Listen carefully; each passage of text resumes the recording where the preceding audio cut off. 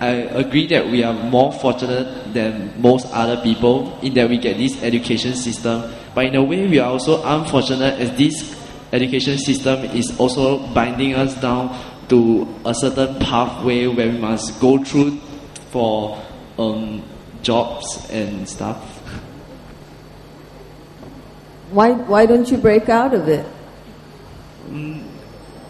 I try to, but there's not much opportunities which I can break out of it. It's like if I were to suddenly try to entrepreneur, I was trying to start up a small business of my own, my parents will be totally against it and will tell me why would I take such a risk.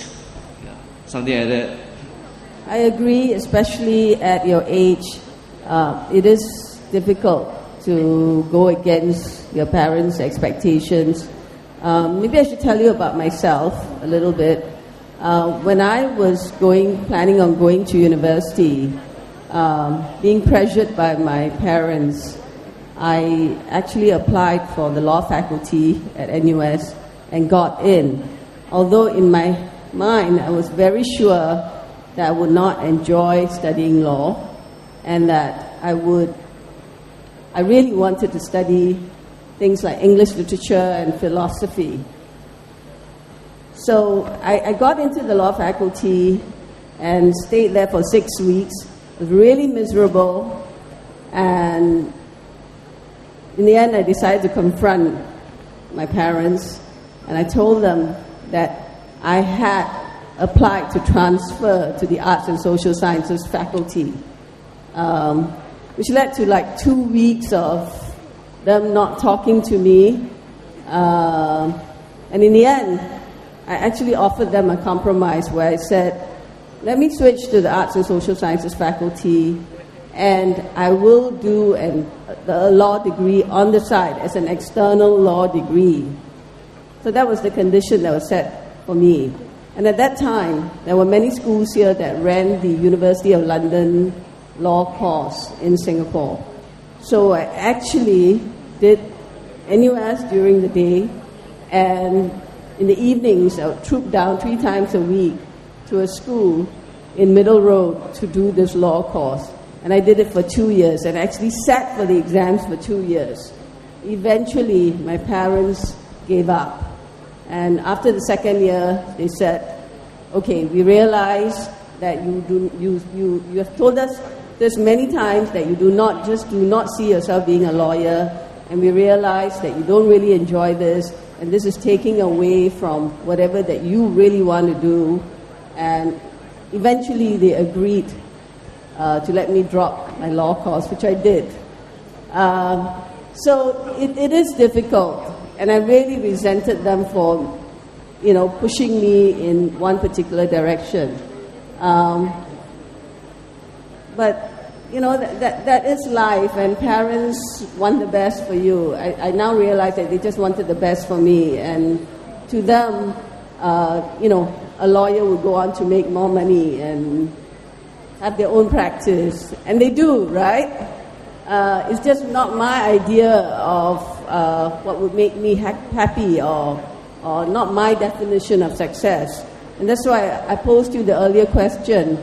You have to define success differently. If you want things to change what we consider success. Okay, the mindset that we have. Basically, what is your opinion on the alternative schools that we have in Singapore? For example, the Singapore Sports Schools and the School of the Arts. I wish I had that choice when I was in school. I would have loved to have gone to the School of the Arts. And one of the reasons I picked to go to Cedar Girls was because of its athletics. And I was really into running at that time. So I think it's great that you have all these choices. Make use of them, figure out what is it that you're good at, where your passion is, where your interest lies, what will make you stand out from any other university graduate out there, and go for it. I want to chip in here. I think that when you have an alternative like the art school and the sports school, I think you are offered a way out if you know what you want to do in life a lot earlier in life. I think that during my time and Sandra's time, we were probably put through a more rigid system. There were no deviations. You go to secondary school, you go to pre-U, and then you go to university. And if you did well, then you come out, you get a good job, and then you stay in that job for as long as you can, and you'll be glad that you have that job because, you should be so lucky. I think that is the hang-up of what they call Gen Y. Gen X, which is our generation. Gen Y is not, you have a different set of issues and problems with the system. But one thing that's great that's happened in the last 15 years or so is the springing up of all these wonderful new schools that you have, and also electives that you've had in secondary school. And now you still have in junior college, and you will continue to have in university. I look around me and I keep thinking to myself, number one, if I were in the system today, I really don't think I could make it past my O-levels because you all have so many difficult exam subjects, and the way that you are assessed is so difficult. And then number two, my goodness, I wish I had this during my time, because I would have been in sports school, art school, any other school except the secondary school that I had to go to. I'm quite sure.